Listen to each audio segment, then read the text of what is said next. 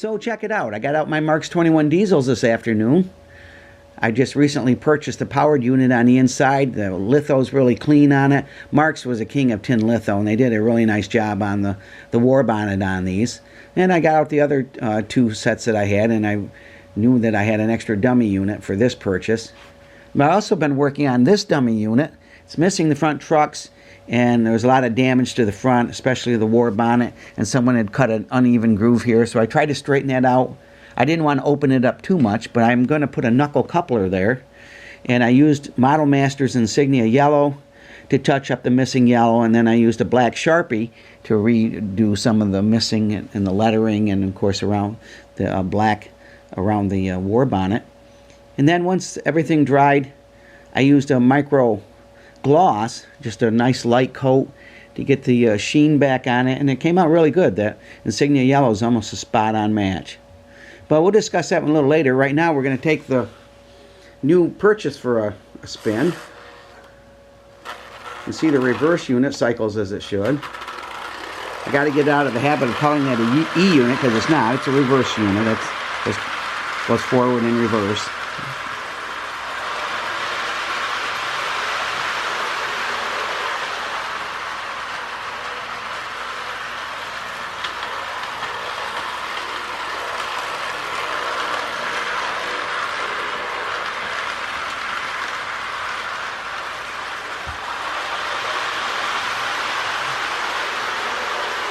And we'll bring that to a stop here in Oak Park Station. It's a pretty smooth runner. It's the early version of a double reduction motor.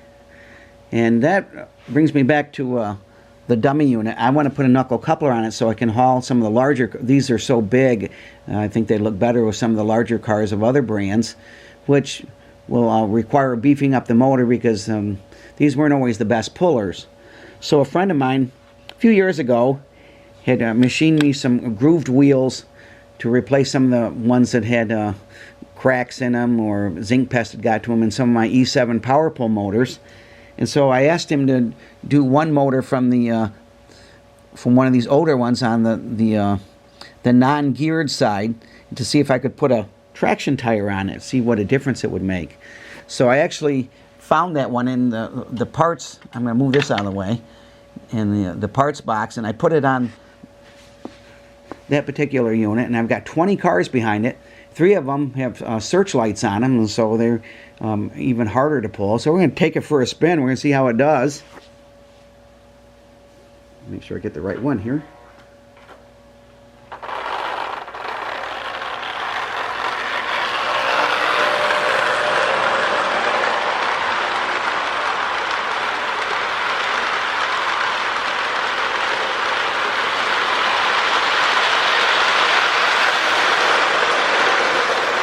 This train is more than half the distance around this track. I'll pick the camera up here in a second and show it to you so you get a better idea of how long this train is. It's 20 deluxe cars, so.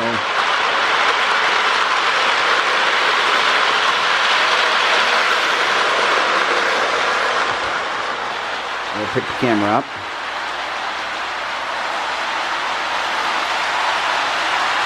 Hold it.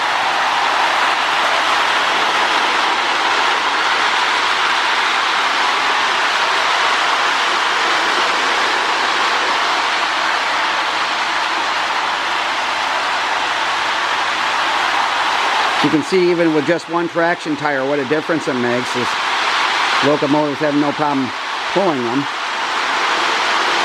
I guess I'm going a little fast though. Let's see if we can just slow it down a little bit.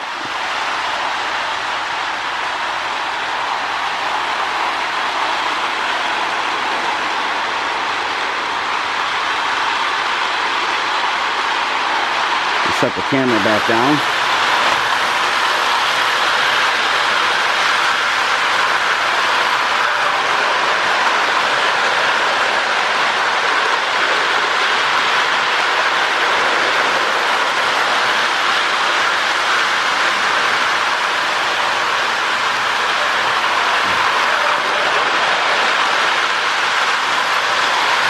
Try to even the trains out a little bit and show you all 3 of them running.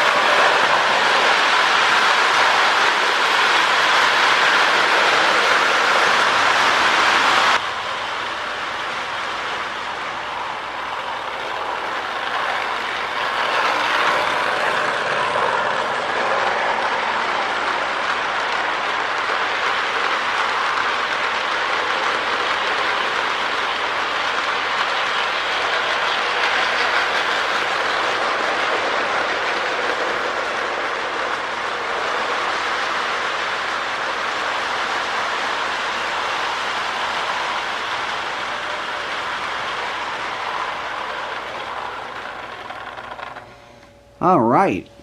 So I'm hoping I can get my friend to machine a few more of those wheels for me, and that should allow it to easily pull 7 or 8 cars of some of the larger ones.